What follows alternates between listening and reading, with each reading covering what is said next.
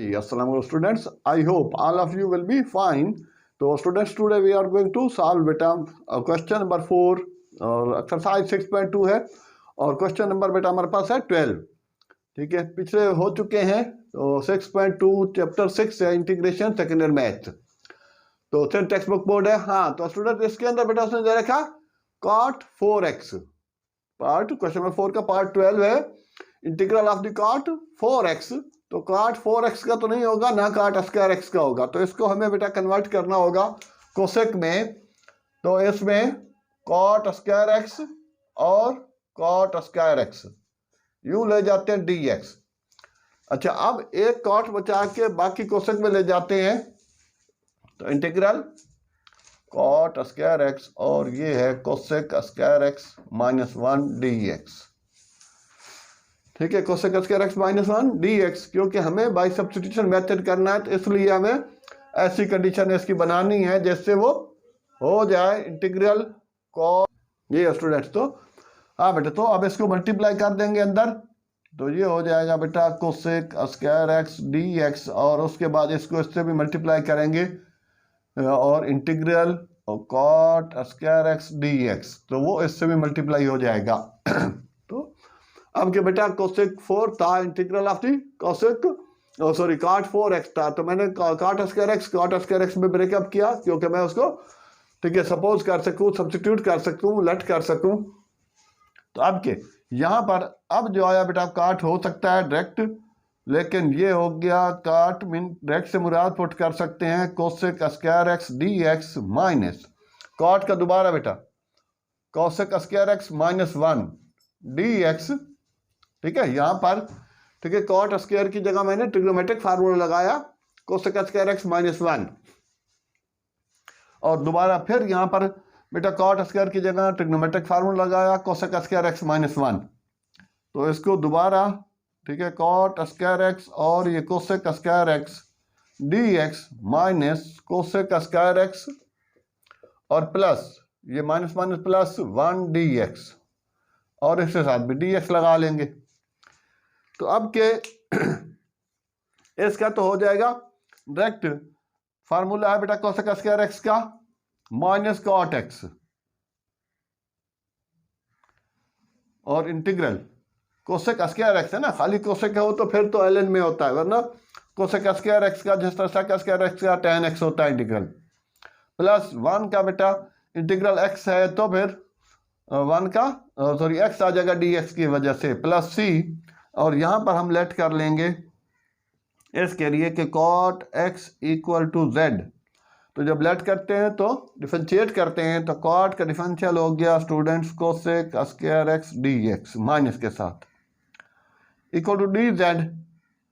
और यहाँ पर माइनस नहीं है तो ये वाला माइनस हम अगले स्टेप में इसको लगा देंगे माइनस dz। तो ये हो जाएगा देयरफॉर इंटीग्रल इसका जो बन जाएगा ये हो जाएगा बेटा z स्क्वायर और dz के साथ जो माइनस है वो शुरू में और ये चीज़ साथ साथ ऐसी रहेगी। अब इसको इंटीग्रेट कर देंगे जनरल फार्मूले से n+1 2 + 1 3 तो अपान भी 3 और माइनस ठीक है ये वाली चीज़ें आ जाएंगी cot x और प्लस x प्लस c। ठीक है, और नेक्स्ट स्टेप के अंदर ये माइनस खाली इसी हिस्से का है, इस वजह से यहाँ तक ही रहेगा। माइनस z की जगह वैल्यू रख देता हूँ तो ये हो जाएगा बेटा cot या फिर वो फंक्शन कि जिसके साथ ही उसका डिफरेंशियल दिया हुआ हो वो भी आप लगा सकते हैं। तो उसको अगर f(x) है और f'(x) है तो f(x)n+1 जो एक्सरसाइज 6.1 में हम पढ़ चुके हैं। तो ये x³/3x माइनस cot x और प्लस x और प्लस c। तो ये स्टूडेंट्स इसका यहाँ तक बेटा जाके फाइनल आंसर आ गया। हाँ बेटा, तो अगर चाहें तो एक नज़र इसको चेक कर लेना। क्वेश्चन नंबर 12 4 का 12। हाँ तो 13 में स्किप कर रहा हूँ क्योंकि ये क्वेश्चन थोड़ा सा लेंथी है। -1/3 cot³ x plus cot x plus x plus c। मुझे माइनस cot x होगा प्लस नहीं। अच्छा सही इसका भी माइनस आएगा माइनस, तो ये आ जाएगा प्लस ठीक है, नेक्स्ट स्टेप के अंदर, क्योंकि कोसेक का माइनस कॉट उसके साथ माइनस होता है तो ये प्लस हो जाएगा। तो ये था स्टूडेंट्स क्वेश्चन नंबर 12, 4 का 12th पार्ट। ठीक है, 20 पार्ट्स हैं तो पूरी इंटीग्रेशन का यहाँ दो रहा है, इस वजह से स्टेप वाइज। हाँ, तो इस वजह से ये वाला नंबर क्वेश्चन नंबर 13, तो 10 की पावर 7x, ये थोड़ा सा लेंथी है तो इसको नेक्स्ट टाइम करूँगा, उसमें आसानी हो जाएगी। तो आई होप जितना भी हो सके सेम लाइक जिस तरह कॉट स्क्वायर तो था, तो उसको बेटा हमने वो ब्रेकअप किया। ये इसका 14 का सेक 4 है तो बेटा सेक का स्क्वायर 2x और सेक का स्क्वायर 2x dx। अब सेक का स्क्वायर की जगह लिख दूंगा 1 + tan स्क्वायर 2x और सेक का स्क्वायर 2x dx। ठीक है, अब ये 4 था क्योंकि सेक 4 को डायरेक्ट नहीं कर सकते। हाँ, सेक स्क्वायर हो तो वो हो सकता है, कोसेक स्क्वायर हो, सेक स्क्वायर हो तो इंटीग्रेट हो सकता है। तो अब क्या बेटा लेट कर लें, लेट tan x। ठीक है, लेट वो चीज देख के की जाती है कि जिसको डिफरेंशिएट करो तो दूसरी चीज आ जाए। tan 2x = z, तो tan का हो गया है डिफरेंशियल स्टूडेंट्स सेक का स्क्वायर x, सेक का स्क्वायर 2x dx = dz। ओ 2x का फर्दर डेरिवेटिव होगा 2, तो वो स्टूडेंट्स यहां लगा ले। फिर बेटा dx = dz, तो सेक का स्क्वायर 2x dx। ठीक है, ये 2 शुरू में ले आए और dz, तो यहाँ 2 नहीं है तो इसकी वैल्यू निकालने के लिए इस 2 को इधर नीचे कर देते हैं। तो देयरफॉर आपके बेटा इंटीग्रल हो गया सिंपल, इंटीग्रल 1 + z स्क्वायर और dz/2 जो वो बाहर निकाल दें तो 1/2। अब सिंपल इसको इंटीग्रेट फार्मूला लगा लेंगे बेटा, अलग अलग इंटीग्रल लिखना जरूरी नहीं है। ठीक है, तो यहाँ x1 का dz की वजह से z हो गया और ये हो जाएगा z की पावर 2 है तो 2 + 1 3/3 + c। ठीक है, अलग अलग इंटीग्रल लिखने की जरूरत नहीं है। अब क्या बेटा z की वैल्यू डायरेक्ट जो लेट की थी वो तो आपको पता है वापस रखनी होती है, tan 2x + z की पावर 3 से मुराद tan की पावर 3 हो जाएगी, tan ठीक है ना क्यूब 2x + c और /3 अपनी जगह पे। अब ये 1/2 चाहे तो इसके साथ साथ दे दें दोनों का। हाँ भाई देखना, tan ये 2 दे रखा है उसने या बाहर ही रखा है, tan क्यूब 2x + c, तो ये हो गया हमारे पास 14 है 14 है। हाँ, tan 2x ओके। तो ये था स्टूडेंट, बहुत अभी आसान है क्योंकि इसका तरीकाकार सेम टू सेम है जैसे पहले था सेक 4x।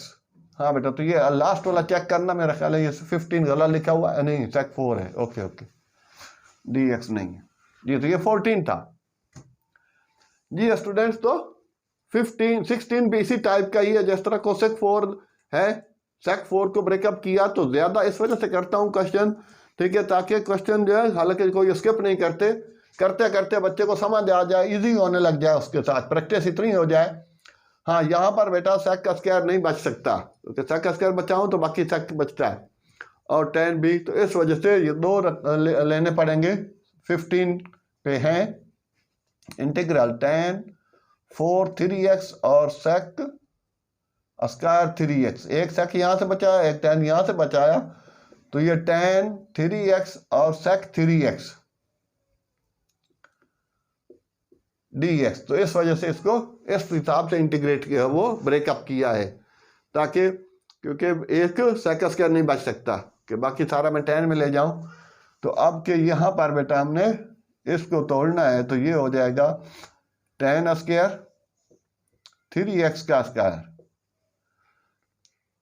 और उसके बाद सेक स्क्वायर 3x और tan 3x और सेक 3x dx। लेट अब यहां पर जो करना चाह रहा हूं वो सेक x को करूंगा। अब ये हो गया बेटा tan की जगह sec square x -1, sec square 3x -1 का स्क्वायर और सेक स्क्वायर 3x और ये tan 3x और sec 3x dx। अब बेटा हम लेट कर लेते हैं, let sec 3x equal to z। तो sec का आपको पता है कि उसको डिफरेंशिएट करेंगे तो sec x tan x 2 आते हैं, sec 3x tan 3x और 3x का 3 dx इक्वल टू dz। तो सेम लाइक जैसे पीछे करते आ रहे हैं बेटा, यहाँ 2 हो 3 हो वो शुरू में, ठीक है, ये 3 शुरू में लगा देते हैं, ये वाला 3, और उसके बाद sec 3x tan 3x dx equal to dz upon 3, ठीक है ना। ये वाली सारी चीज़ जो है वो dz ले जाएगा, dz अपान 3। तो देयरफॉर इंटीग्रल, ये चीज़ जो आके बनेगी, सॉरी ये वाली, ठीक है, वो भी वही चीज़ है, एक ही है, ये dz के इक्वल रखूँगा। तो ये हो गया बेटा z स्क्वायर माइनस 1 और z स्क्वायर होल स्क्वायर और dz स्क्वायर खोल ले इंटीग्रल। तो बेटा 2ab लगेगा इसमें, तो a का square z4 minus 2z square plus 1 2ab और ये z स्क्वायर dz। फिर इसको मल्टीप्लाई कर दें अंदर, z6 minus 2z4 plus z square, ये z इससे मल्टीप्लाई हुआ, z स्क्वायर इससे भी हुआ और 1 से भी हुआ, तो ये dz। अब के बेटा यहीं पे ये अलग अलग इंटीग्रल चाहें तो लिख लें, वरना ज़रूरी नहीं है। 2/z4 dz plus z square dz। अब ये सिंपल हो जाएगा बेटा z7 अपान 7, ठीक है ना, n+1 इंटीग्रल का फार्मूला लग जाएगा। तो इंटीग्रेट यहाँ पर हो कर देंगे, तो इंटीग्रल का साइन ख़त्म, 2z5 अपान 5 प्लस z³ अपान 3, ठीक है, z स्क्वायर ऑलरेडी है, तो इंटीग्रल का फार्मूला लगने के बाद क्यूब हो गया प्लस c। हाँ बेटा इसका भी चेक करें। अब z की वैल्यू जो लेट की थी ये रख देंगे, sec 7, हाँ sec 7 3x अपान 7 माइनस 2 अपान 5 sec इसमें बेटा 5 3x प्लस 1 अपान 3 sec³ 3x प्लस c। हाँ भाई 1/21 sec की पावर 7 sec 3x। हाँ सही सही सही, एक मिनट 1/7 बेटा, ये z का अपान वाला जो 3 था ना वो यहाँ बाहर निकालना, एक मिनट रुक जाए। तो ये स्टूडेंट ये मिसिंग हो गई थी 1/3, तो बेहतर साथ साथ आंसर चेक करते हैं। तो अब के बेटा ये 1/3 आर से मल्टीप्लाई करेंगे तो ये 1/21 1/15 और 1/9 सही हो गया। हाँ वो खैर प्लस वाला उसने पहले लिखा, माइनस वाला बाद में लिख दिया, तो कोई मसला नहीं है। तो इतना ही होता है। ये हो गया स्टूडेंट्स इसका फाइनल आंसर, वो जेटा बेटा वहाँ पर स्किप हुआ है। तो इस तरह से हमारा ये 16 क्वेश्चन नंबर 15 कंप्लीट हुआ। थोड़ा सा लेंथी था, बहरहाल इस हिसाब से इसको यहाँ पर ये हिसाब किताब हो सकता था कि sec x tan x बचाना होगा। अच्छा अब के अभी मैं पहले कर चुका हूँ, इसके पहले 14, तो 14 is same like that was same like 16। तो 16 पे हाँ बेटा ये दे रखा उसने cosec 4 3x dx। तो cosec 4 है तो बेटा इसका cosec स्क्वायर 3x और cosec स्क्वायर 3x dx कर दें। ले बेटा इसके बाद cosec स्क्वायर है, सॉरी, अब cosec स्क्वायर की जगह क्या लिख दूं, ये 1 plus cot square x 3x आ जाएगा और बेटा cosec स्क्वायर 3x, ठीक है, सेम लाइक अभी जिस तरह करके आया। अब इसको अलग अलग मल्टीप्लाई करने की ज़रूरत नहीं है, यहीं पे कर लेंगे। लेट ये हो गया बेटा cot 3x equal to z। तो लेट किया तो फिर डिफरेंशिएट करेंगे, तो cosec स्क्वायर माइनस के साथ cosec स्क्वायर 3x dx, ओ सॉरी 3x का 3 भी आएगा, फर्दर 3x का डिफरेंशियल 3 आएगा, तो dx इक्वल टू dz। तो cosec square 3x dx equal to dz upon -3। ठीक है ना, ये 3 बाहर निकाल लेते हैं, यहाँ -3 और फिर ये इसको इसके नीचे लगा दिया। नहीं बेटा, देयरफॉर अब इंटीग्रल 1 + z² और उसके बाद फिर बेटा dz/-3 है, तो ये यहाँ ले आए -1/3, तो -1/3। ठीक है, सेम लाइक z को अलग लिखूँ तो उससे बेहतर है यहीं पे कर दूँ इंटीग्रेट, तो ये इसका 1 का इंटीग्रल बेटा dz के हिसाब से z होगा, और अगर यहाँ dx होता तो 1 का x होता प्लस z³/3, ठीक है, पावर वाला फार्मूला, प्लस c। अब वो जो लेट किया था z की जगह वो लिखे, हाँ भाई चेक करें साथ, बेटा cot 3x और प्लस cot³ 3x/3, हाँ -1/3, हाँ तो ये -1/3 इसके अंदर स्टूडेंट मल्टीप्लाई करेंगे तो बेटा -1/3 हो जाएगा, तो फिर नेक्स्ट भी माइनस होगा, ये भी -1/9 हो जाएगा ना, 3 3 9 प्लस c, और ये इसका फाइनल आंसर हो गया। इसमें दिया हुआ -1/3 cot 3x, हाँ cot 3x, -1/9 cot 3, हाँ वो 1/3 साइड पे कर लिया, उसके नीचे रखे, एक ही बात है ये, यहाँ 1/3 यूँ, हाँ तो एक ही चीज़ है, उसको बेटा ज़रूरी नहीं है कि उसको अपान में ही उसको शो करना, वो अंडरस्टूड सी बात होती है कि x/2 है या 1/2x, both are the same thing. Okay, तो ये था स्टूडेंट्स इस तरह से नंबर 16। और नंबर ये वाला थोड़ा सा इससे हट के आएगा क्योंकि वो 10 है और sec² है, तो ये नंबर 17 पे इंटीग्रल। अब उसके बाद हाँ भाई बंद करना ज़रा आवाज़ जी स्टूडेंट, तो 17 पार्ट्स है बेटा इसमें, तो मैंने क्या किया बेटा, sec4 था तो sec² और एक sec² इधर कर दिया 10, क्योंकि ये एक sec² बचाना पड़ेगा यहाँ पर, और बाकी सारा का सारा 10 में होगा। तो अब ये पहले वाला sec² जो है, हाँ बेटा इंटीग्रल ये कर दूंगा 1 + tan²x और ये 10 रूट में, और ये sec² x dx। अब इसको बेटा मैं लेट कर लूंगा, लेट tan x = z, तो tan का डिफरेंशियल डेरिवेट करते हैं, तो ये बेटा sec² x dx = dz। Therefore integral 1 + z² और ये बेटा z⁻1/2, ठीक है, tan की जगह z लेना है तो स्क्वायर रूट लगा हुआ है तो उसकी जगह 1/2 लिख देता हूँ, और ये sec² x dx की जगह dz। ले बेटा अब इसको अंदर मल्टीप्लाई कर देते हूँ, तो z⁻1/2 और ये पावर इससे मल्टीप्लाई होगी 1/2 2 से, तो बेटा ऐड हो जाएगी, तो ये 2 + 1/2 एलसीएम लेने के बाद ये 5/2 आ जाएगा dz। हाँ बेटा रोकना जी स्टूडेंट्स, तो अब क्या बेटा, यहाँ पर ये मैंने z⁻1/2 को अंदर मल्टीप्लाई कर लिया। ले बेटा, तो अब इसको सिंपल इंटीग्रेट कर देता हूँ, और उसके बाद फिर पावर वाला फार्मूला हो जाएगा z⁻1/2 + 1 1/2 + 1 plus z⁻5/2 + 1 5/2 + 1 plus c। ठीक है, इंटीग्रेट हो गया, ठीक है, इंटीग्रल का साइन भी गया। अब के ये बेटा z की पावर हो गई 3/2 एलसीएम लेने के बाद, नीचे भी 3/2 प्लस z की पावर 7/2 और यहाँ पे भी 7/2 प्लस c। अब ये 3/2 जो है वो 2/3 हो जाएगा। ठीक है, ऊपर ले जाएंगे, नेक्स्ट स्टेप में आप लिख लेना, मेरे पास जगह यही पर थी। तो अब इसका भी बेटा 7/2 की बजाय यहाँ 2/7 हो जाएगा।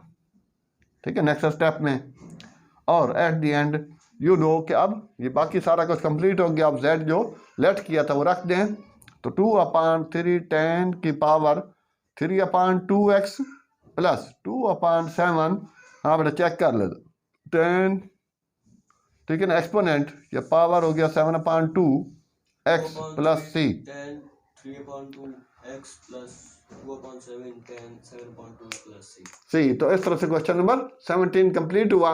हाँ तो स्टूडेंट्स अब हमारे पास बेटा 18 और वो जो हमने पहला छोड़ा है 13, अब 4 पार्ट्स रह गए, तो इंशाल्लाह कल वाली वीडियो के अंदर, लेक्चर के अंदर इंशाल्लाह आप वो मुलाजा फरमाएं। तो I hope students you have gain a lot of, तो प्लीज़ चैनल को लाइक सब्सक्राइब ज़रूर कर दें। और इसके अलावा बेटा फर्स्ट ईयर मैथ का सोल्यूशन भी है और फर्स्ट ईयर फिजिक्स का भी, O लेवल मैथ का भी, यहाँ तक हो सके शेयर करें। थैंक्स, अल्लाह हाफिज़।